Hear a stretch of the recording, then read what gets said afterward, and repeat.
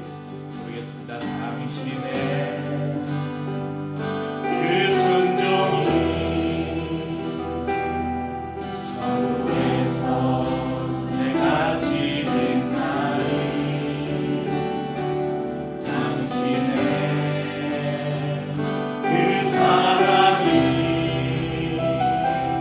전국에서 내가 지은 나이,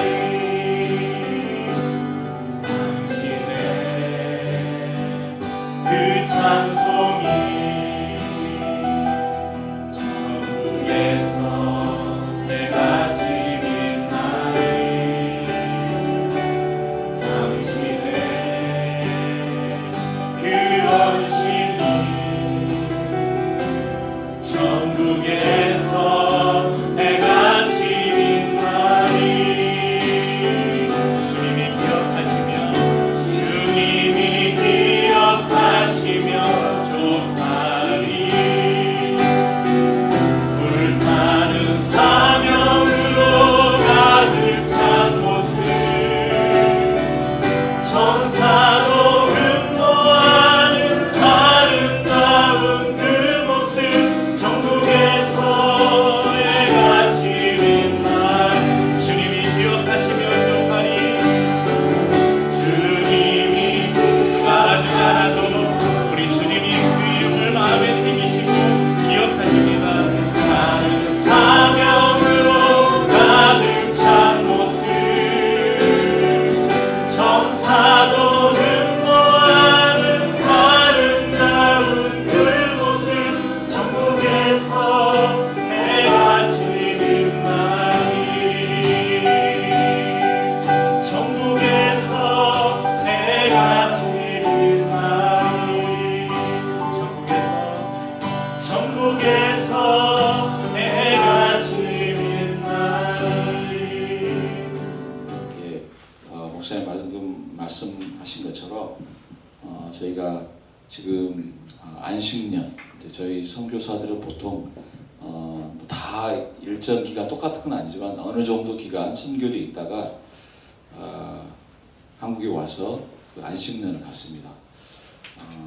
제가 속해 있는 단체는 4년을 선교지에 있고 1년을 이제 안식년을 가는데, 그것도 이제 저희가 처음에는 뭐 좀 그렇게 했던 것 같습니다. 어떤 때는 5년에, 또 어떤 때는 4년 한 8개월 정도 하고, 근데 최근에 이제 한 3년 하고 한 6개월 정도. 그건 이제 저희가 저희 아내나 저나 둘 다 장남 장녀예요.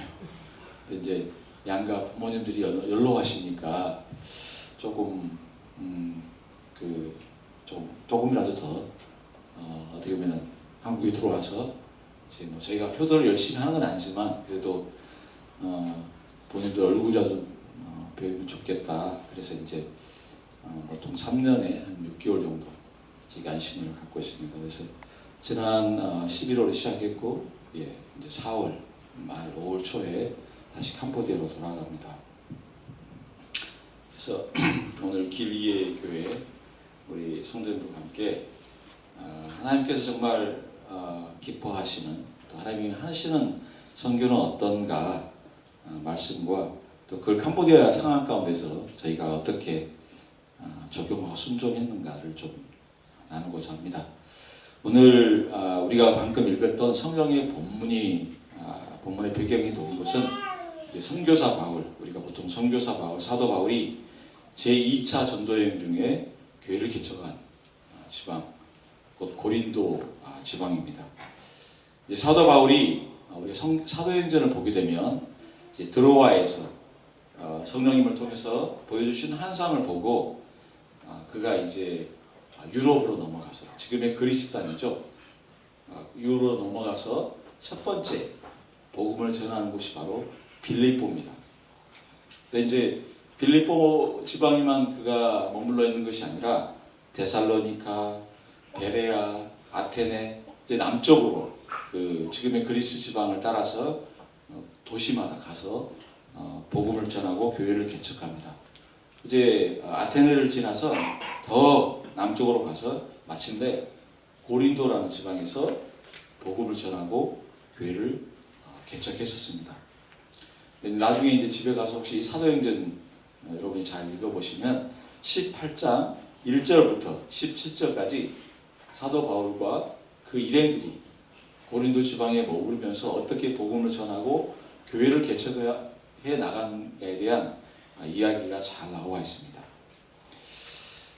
근데 이제 그 앞에 고린도 지방을 가기 전에 제가 말씀드린 것처럼 빌립보나 데살로니카나 베레아나 이런 지방을 갈 때는 많은 핍박과 심지어 감옥에 투옥되는 그런 어려움도 있었습니다. 그러나 고린도에서는 그만큼의 그 이전에 다른 지역에서의 그 당하였던 고난과 핍박 정도는 아니었던 것 같습니다. 그렇기 때문에 그 사도행전 18장에 보면은 사도 바울과 그 일행들이 고린도 지방에 1년하고 6개월 정도를 머무를 수 있었습니다. 역사적 또 연구에 의하면 이 고린도 지방은 가장 인구가 많을 때 한 10만 정도 됐다고 합니다. 지금이야 10만의 인구가 많은 건 아니지만 여러분 한 2000년 전에 생각해 보세요. 2000년에 10만의 도시는 거의 뭐 인천 광역시보다 훨씬 더 컸을 그런 것입니다. 근데 사실 이 도시가 10만이나 되는 큰 도시는 원래부터는 아니었다고 합니다. 그런데 BC 44년에 여러분도 잘 아는 율리우스 시저, 카이사르라고 하는데 그 율리우스 시저 로마 황제에 의해서 이 고린도 지방이 로마의 식민지가 됐습니다. 그리고 나중에 혹시 구글 맵을 한번 보세요. 고린도 지방이 그리스의 에게해와 아드리해를 이렇게 통과하는 조그마한 이제 우리가 말하면 캐널 갑자기 한국말 생각이 안 나네. 수로 운하 그렇죠. 운하가 있는데 거기에 딱 위치해 있습니다. 그 이야기는 그 교통이 잘 발달된 그렇기 때문에 아주 짧은 시간 내에 이 고린도 지방이 크게 이렇게 발전할 수 있었던 것입니다. 또 그래서 그만큼 이 고린도에 살고 있는 사람들이 인종적으로도 아주 다양하고 또 문화적으로 또 종교적으로도 아주 다양한 사람들이 이곳에 살고 있었습니다.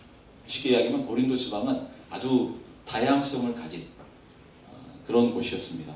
근데 이런 곳에서 선교사 바울이 복음을 전할 때 무엇보다도 그리스도 예수의 십자가를 이야기할 때 그들이 내가 어떤 인종이냐, 어떤 민족이냐, 아니면 내가 어떤 종교적인 종교적인 배경에 따라서 이 예수 그리스도의 십자가를 대한 반응을 달리 하였습니다. 그래서 오늘 저는 이 고린도 교회에서 사도 바울이 선교 사역을 하는 것을 통해서 하나님이 말씀하시는 선교가 무엇인가, 그리고 그 핵심 내용들이 무엇인가에 대해서 좀 나누고자 합니다. 첫 번째로 선교의 핵심은 십자가입니다. 선교의 핵심은 십자가입니다. 우리가 선교의 핵심은 사실 복음인데 복음의 핵심은 무엇입니까? 바로 예수 그리스도의 십자가입니다. 오늘 우리가 읽었던 본문 18절에 보면은 십자가는 어떤 이들에게는 미련한 것이고 또 23절에 보시면 유대인에게는 거리끼는 것이요 이방인에게는 미련한 것이라고 말씀하고 있습니다. 이 이야기는 복음을 들은 이 예수 그리스도의 십자가를 듣는 이가 자기가 헬라인, 우리가 뭐 헬라인은 그리스, 그러니까 성경에서 말하는 보통 이방인이라면 십자가에 대해서는 어리석다고 생각하였습니다. 그렇게 생각한 이유는 여러분 그리스 로마 신화 이렇게 뭐 아이들 책 많잖아요. 그리고 뭐 제우스 신도 있고 뭐 바카스 신도 있고 다양한 많은 그런 신화적인 신이라면은 그런 아주 신화적인 요소가 있어야 됩니다. 또 그들에게 있어서는 죽음은 승리가 아니라 패배. 예수 그리스도가 신이라고 그런 신화 자기들이 생각하는 그런 신화적인 요소도 없고 예수님이 십자가에서 돌아가셨잖아요. 우리에게 있어서는 그게 사단을 이긴 승리였지만 그러나 그들에게는 그건 패배라고 여긴다는 것입니다. 한편 이 복음을 들으는 사람들이 자기의 그 민족적인 배경이, 자기의 민족이 유대인이라면 십자가의 예수님은 하나님께 저주를 받은 자였습니다. 이게 여러분 구약성경 신명기 21장 23절에 이렇게 나와 있습니다. 그 시체를 나무 위에 밤새도록 두지 말고 그날에 장사하여 내 하나님 여호와께서 내게 기업으로 주시는 땅을 더럽히지 말라. 나무에 달린 자는 하나님께 저주를 받았습니다. 예수님이 어디에 돌아가셨죠? 십자가 나무에 돌아가셨죠. 근데 구약성경 신명기 21장 23절에 이야기하기를 나무에 달린 자는 하나님께 저주를 받았다고 해요. 이 구약성경을 믿고 있는 유대인들에게서는 이 말씀에 따라서 예수님은 하나님께 저주를 받은 자였습니다.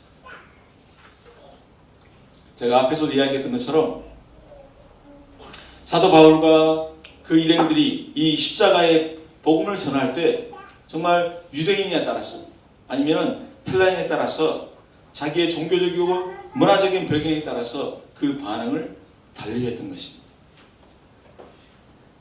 근데 이런 반응들은 헬라인과 유대인이 했던 십자가의 복음을 듣고 나타나있던 보여줬던 반응들은 여전히 오늘 선교지에서도 동일하게 일어나고 있습니다.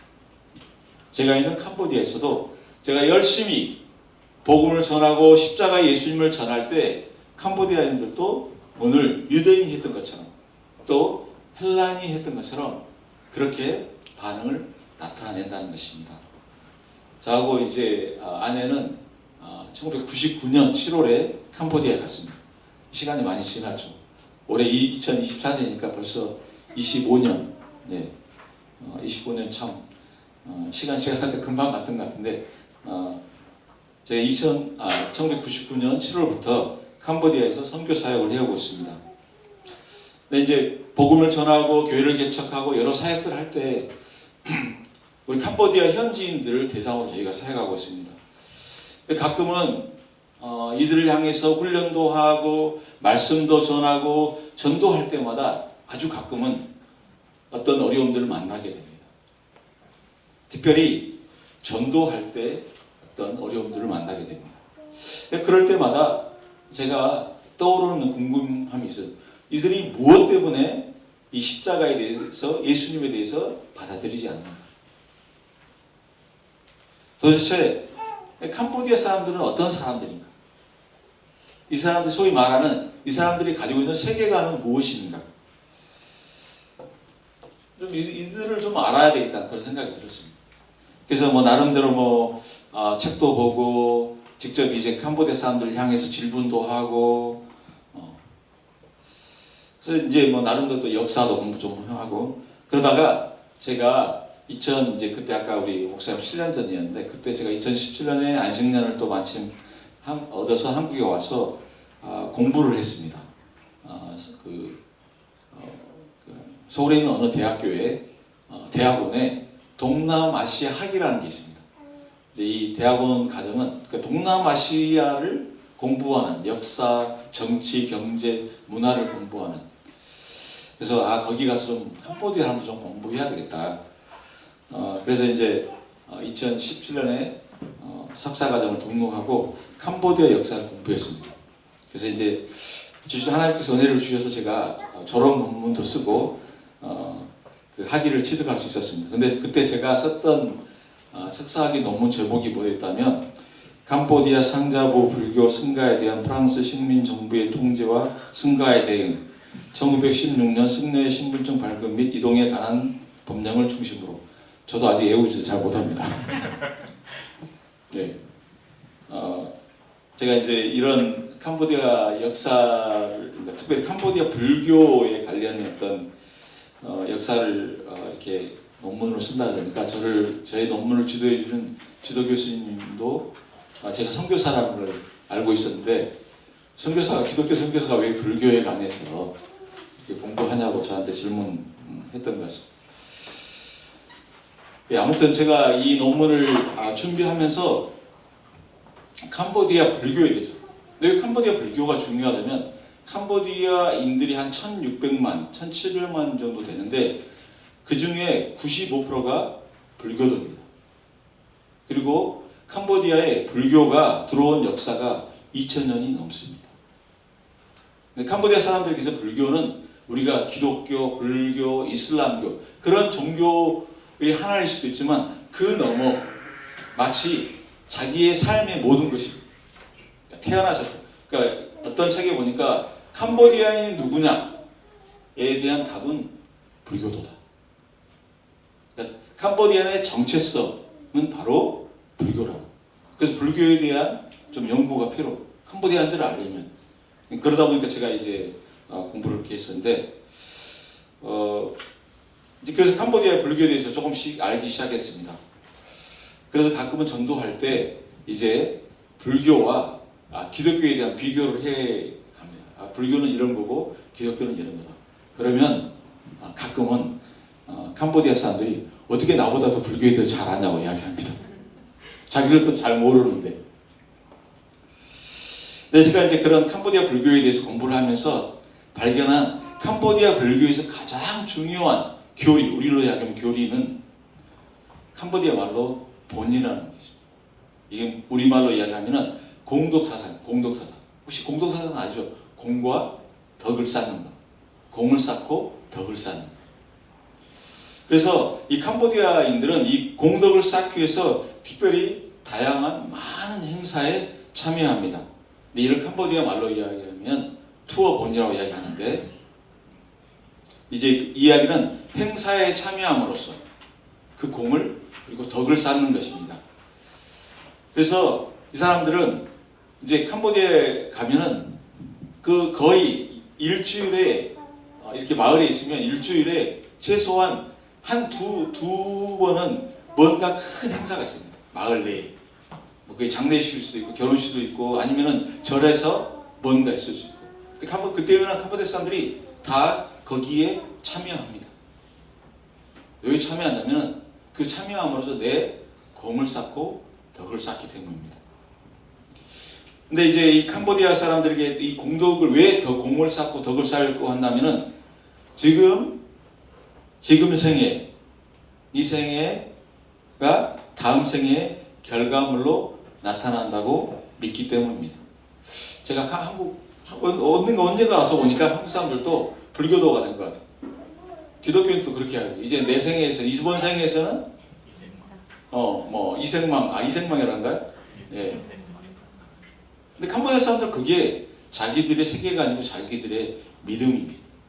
그러니까 내가 지금 어떤 행위는 다음 생의 결과물로 미치게 된다는 그렇게 믿고 있는 거예요.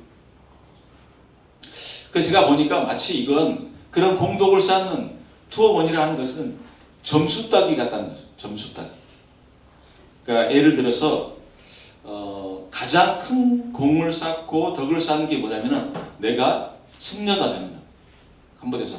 그래서 캄보디아 남자들은 보통 18세 이하가 되기 전에 최소한 3주 아니면은 평생을 승려가 됩니다. 물론 이건 옛날보다 좀 덜하긴 하지만. 근데 승려가 되면은 내 자신만이 이게 덕을 쌓고 공을 쌓는 것이 아니라 내 부모님에게도 이게 이렇게 우리 말하는 포인트가 갑니다. 예. 이해가 쉬우시죠? 예.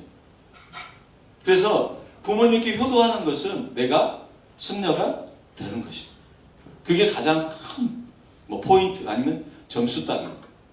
그 다음에 캄보디아 사람들에게 있어서 그거 못지않게 또 공을 쌓는 게 뭐냐면은 이제 절에다가 절을 짓거나 절을 고치거나 아니면은 승려에게 시주를 하거나 여러분 혹시 라오스 가보셨나 모르겠지만 라오스 관광 코스 중에 하나가 이게 그 시주하는 거 이렇게 밥을 떠주는 거죠.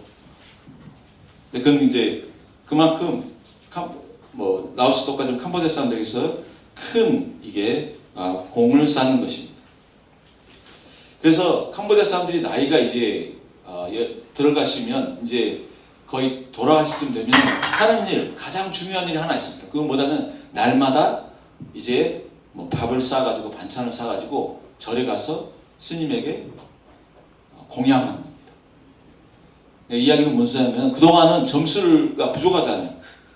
그래서 죽기 전에 점수를 만회해야 됩니다. 쉽게 이야기합니다.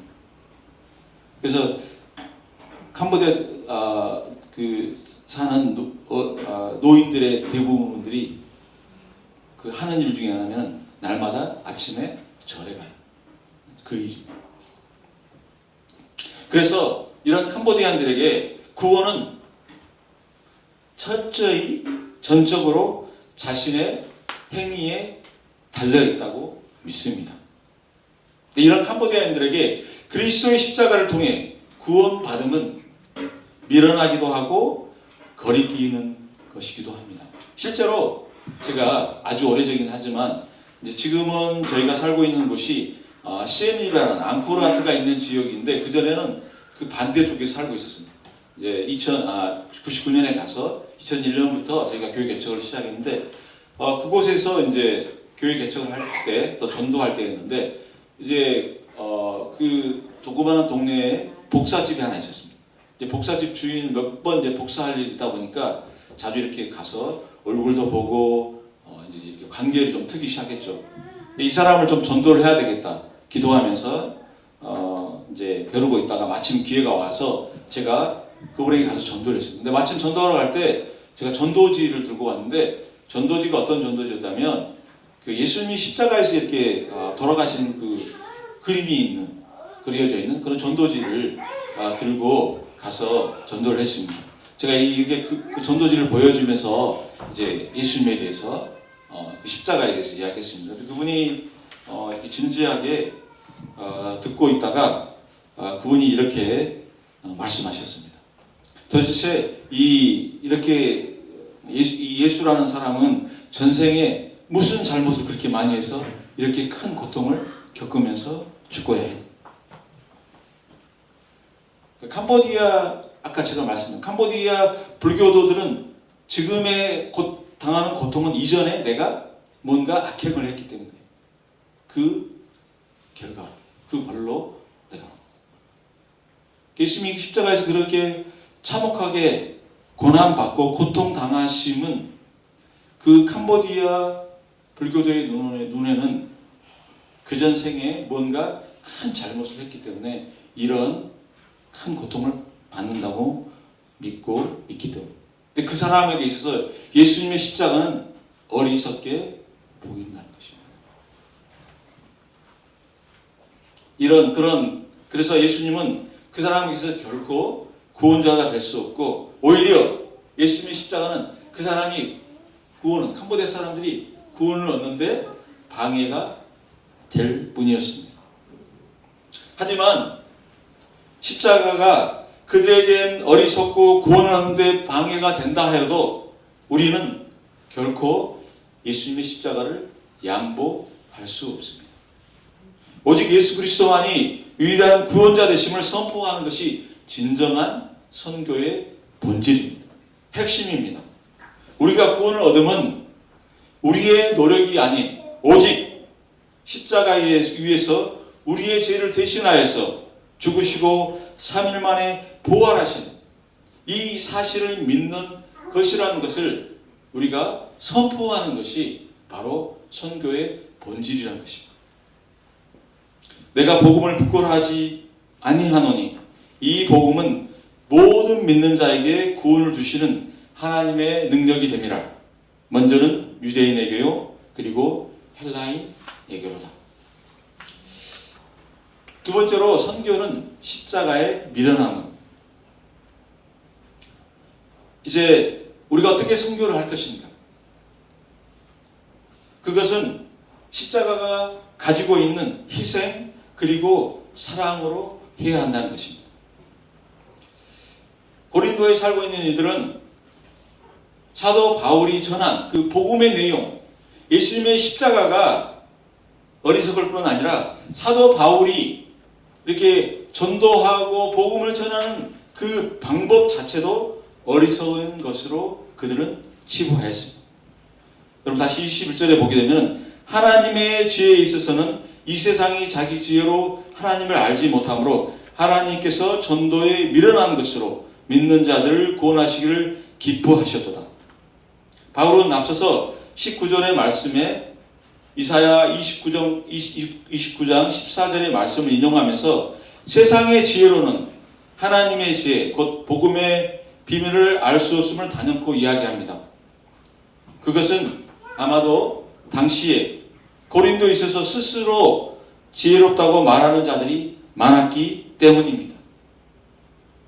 하나님의 지혜를 이해할 수 없는 자들은 참된 진리라는 것은 고매하고 우아한 방법으로 전해야 된다고 그들은 믿었기 때문입니다. 그래서 그 진리, 만약 그 복음이 진리라면은 어떻게 연약한 인간들이 전하는 게 맞느냐고 그들은 생각했던 것입니다.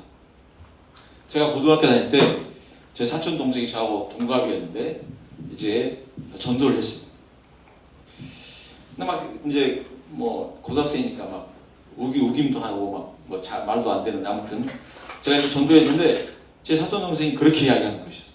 아니, 하나님이 그렇게 능력이 많으시면 왜 굳이 전도를 통해서 복음을 듣게 하고 예수님을 믿게 하는지 이해가 안 된다는 것이었어요. 혹시 이렇게 여러분 들어보신 적 있으시죠? 여러분 혹시 전도할 때. 근데 그 말은 더 멋지고 화려한 방법으로 하나님이 하시면 많은 사람들이 그 능력을 보고 믿을 텐데, 그런 말과 같습니다.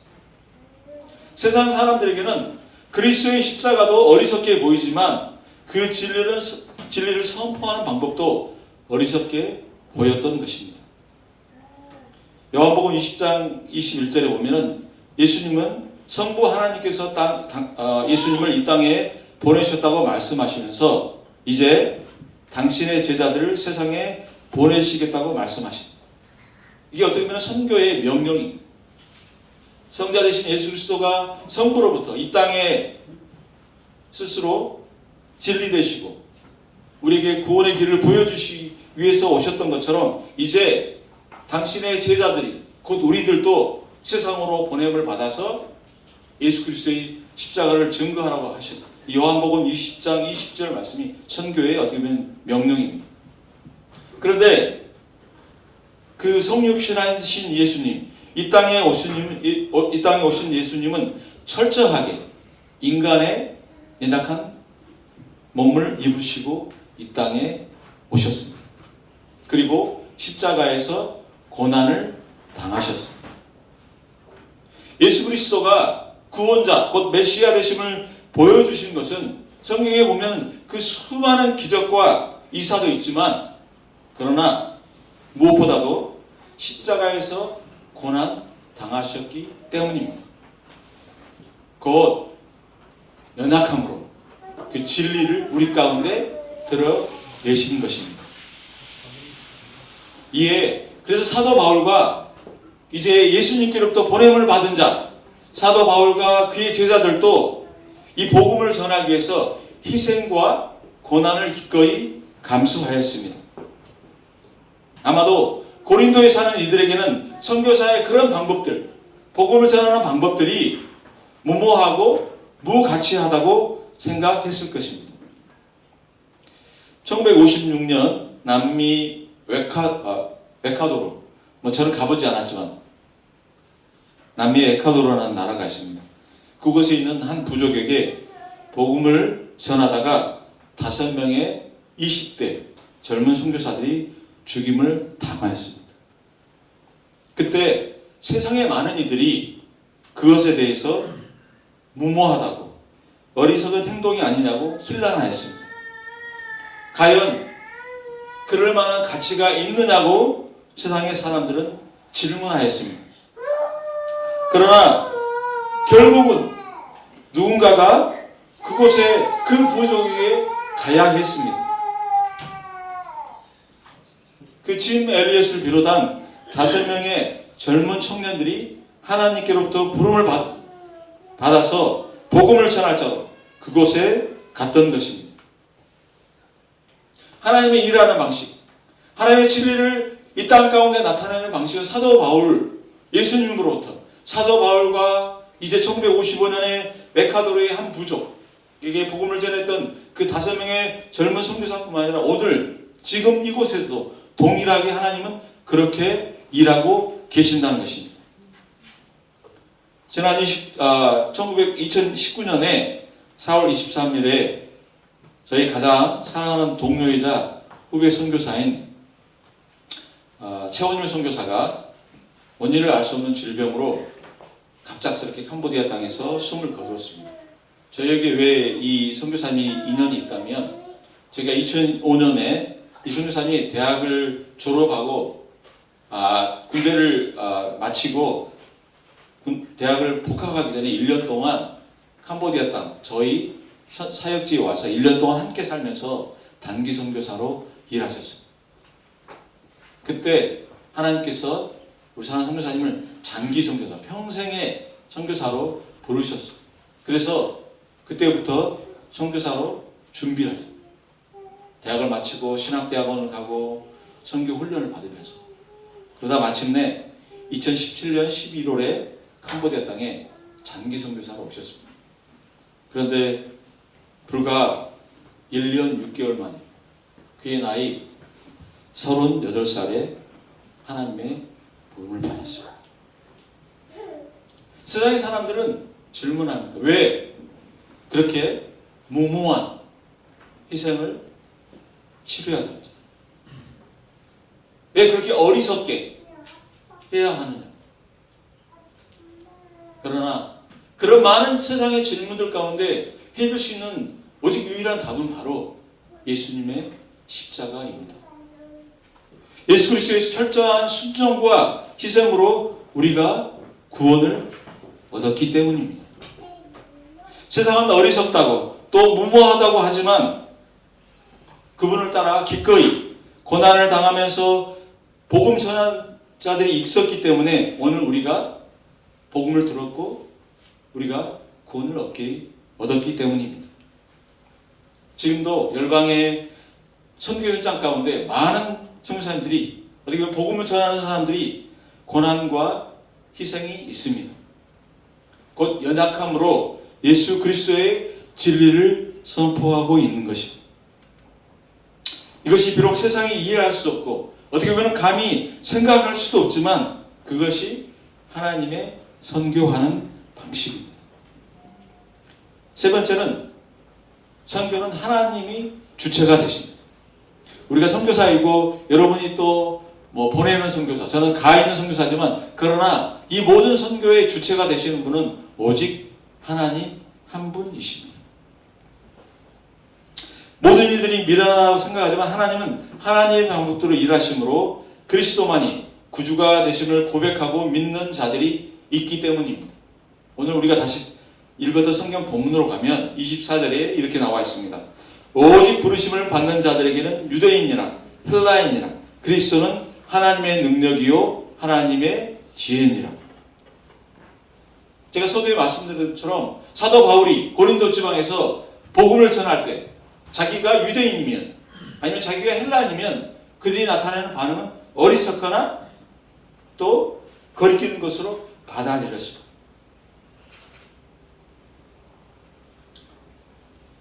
그들에게서 십자가의 도는 정말 어리석게 보였던 것입니다.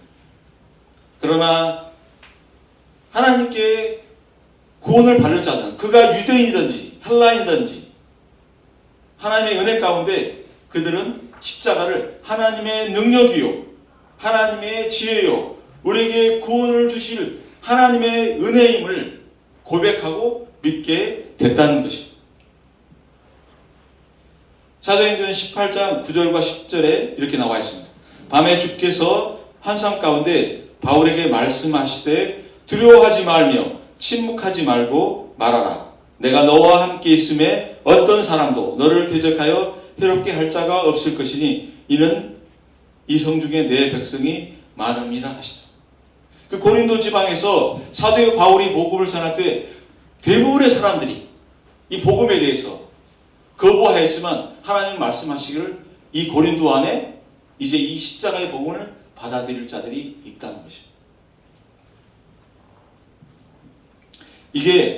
이 말씀이 여전히 캄보디아 땅 가운데서 저희도 실망하지 않아. 사실 전도하기가 쉽지 않죠.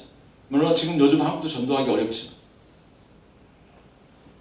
그러니까 처음에 캄보디아 갔을 때 얼마 안 돼서 어떤 캄보디아에 좀 유명하시고 좀 오래된 좀 명망 있는 캄보디아 현지인 목사님을 만났는데 그 목사님이 말씀하시기를 캄보디아 사람이 기독교인이 되게 그리스도인 온전하게 자기의 믿음을 나타내는 고백하는 그런 그리스도인이 되기까지는 8년이 걸렸다고. 처음에는 안 믿었어요. 나중에 저희가 지금 돌아보면은 그 말씀이 맞아요. 그만큼 쉽지 않습니다. 대부분의 사람들은 오늘 헬라인이 또 유대인이 나타나는 반응처럼 십자가를 소개할 때 어리석거나 거리끼는 거죠. 그렇지만 여전히 하나님께서 일하고 계셨기 때문에 그 가운데도 예수 그리스도를 주로 고백하고 믿는 자들이 나왔다는 것입니다. 저희가 아까 제가 말씀드렸는데 저희가 처음 99년에 가서 캄보디아에 가서 언어를 캄보디아 말을 한 2년 정도 배우고 캄보디아 말을 배우기 쉽지 않은데 배우고 이제 니앙렁이라는 이전에는 아마 이제 우리 기리의 교회가 니앙렁에서 기도했을 텐데 푸놈펜에서 한 2시간 정도 떨어진 그 시골 지역인데 그곳에서 저희가 교회 개척을 시작했습니다. 처음에는 저희 거기가 애국인은 저하고 제 아내하고 또 우리 동료 선교사님 독일에서 온 이제 그 싱글 여자 선교사 세 사람만이 애국인 그리고 그리스도인도 저희 세 사람만 애국인 그리스도인 그 대부분의 사람들이 교회 예수님에 대해서 또 교회에 대해서 한 번도 거의 들어본 적이 없는 사람들이 태반이었어요. 그래서 이제 아까 제가 말한 우리 복사집 주인처럼 가서 이 사람에게 전도지도 주고 영어도 가르치고 이런저런 방법을 통해서 열심히 전도하였습니다. 이제 그러다가 한두 사람씩 이제 예수님을 믿고 이제 저희 교회가 이렇게 시작이 됐습니다. 근데 그런 중에 한 분이 좀 연세가 많은 우리 성도님이 계셨습니다. 근데 이분은 얼마 그 전도에 열심인지 정말 심지어 그 승려한테 가고 막 전도했습니다. 예. 근데 이제 자기 마을에 있는 주민들한테도 이렇게 전도를 정말 열심히. 어느 날 근데 바로 옆집에 사는 아주머니가 이 우리 성도님의 전도를 통해서 예수님을 믿게 됐습니다. 근데 이제 그 캄보디아 사람들이 불교도이기도 하지만 약간 우상하고 이렇게 같이 우리나라도 뭐 절에서 구다고 그러잖아요. 그죠? 무당이 그런 것처럼 약간 혼합적인 그러다 보니까 이제 성도님 자기가 집에서 자기가 예수를 믿겠다고 결단하면서 자기 집안에 있는 모든 우상 단지를 다 내가지고 불태우는. 그래서 이제 저하고 선교사들을 초청하고 이제 몇몇 교인들 초청해서 가서 예배드리고 그런 우상 단지를 다 불태웠어요. 그래서 이분이 예수님을 믿게 됐습니다. 그런데 그분 바로 옆집에 누가 살고 있다면 이분의 이 아주머니의 여동생이 살고 있었습니다. 이름이 레이라는 여자 성도님인데 이분은 초등학교 교사셨어요. 근데 이제 우리 그 성도님하고 자기 언니가 예수를 믿게 돼서 이제 계속해서 전도했는데 전혀 이 어떤 그 반응도 없었어요. 끄떡도 하지 않았어요. 오히려 자기에게 전도하는 언니를 핍박했어요. 그래서 이제 저희가 이제 예수를 믿게 됐으니까 이 성도님, 근데 그 레이라는 이제 그분 여동생한테도 우리가 가서 전도하는데 갈 때마다 우리를 싫어하는 그 표정이 얼굴에 아주 역력했습니다. 근데 이 레이라는 분의 남편분은 원래 경찰이었는데 어떤 알 수 없는 그 질병으로 눈을 보지 못하는 시각 장애인이 됐습니다. 근데 이제 언제쯤 저희가 막 전도할 때쯤 푸놈펜에 한국에서 안과 그 의사들 진료팀이 푸놈펜에 왔었습니다. 그래서 제가 그 소식을 듣고 레이 분의 남편분을 데리고 이제 그 안과 의사에게 갔습니다. 근데 갔더니 그 의사분이 이렇게 눈을 이렇게 검안을 하는데 보더니 수술을 간단한 수술을 하면은 최소한 한쪽 눈은 볼 수 있다는 거였어요. 너무 희망돼요. 오랫동안 10년 이상을 눈을 볼 수 없었는데, 근데 의사 선생님이 이야기하시기를 그 수술할 수 있는 수술 도구를 올해는 안 가져왔다는 거예요. 내년에 가져올 테니까 내년에 다시 오라고. 그래서 이제 1년 동안 그러는 사이에 이제 레이하고 이 남편분이 교회를 나오셨습니다. 그래서 그 다음에 다시 그 안과팀이 와서 이제 이분을 모시고 갔는데 그 전에 왔던 의사가 아니고 새로운 의사가 오셨는데 이렇게 보다가 이미 늦었다는 거예요. 수술을 해도 시력을 회복할 수 없다는 거죠. 근데 그분을 이제 그 의사를 만나고 제가 통역을 해줘야 되는데 정말 못하겠더라고요. 이제 완전 그동안 희망을 갖고 있었는데 1년 동안은 돌아오는 이제 집으로 돌아오는 길에 제가 생각하기를 이제 이분들은 교회를 안 나오시겠구나. 오히려 이전보다 더 이제 마음이 좀 낙심돼서 어려워지겠구나. 그런데 감사하게도 이분들이 계속해서 교회를 나왔어요. 그리고 오히려 믿음이 더 온전한 믿음으로 채워지게 됐습니다. 어느 날 저는 이제 주일날 그 순서 중에 주일 예배 순서 중에 간증하는 시간이 있어요. 근데 이제 레이라는 분이 나와서 간증하시기를 자기 남편이 수술을 받아서 눈이 회복되면 감사했겠지만 그렇지 않아도 괜찮다고 하시면서 비록 육체의 눈은 볼 수 없지만 예수님을 만나고 영적인 눈이 열리게 돼서 감사하다고 그렇게 간증했어요.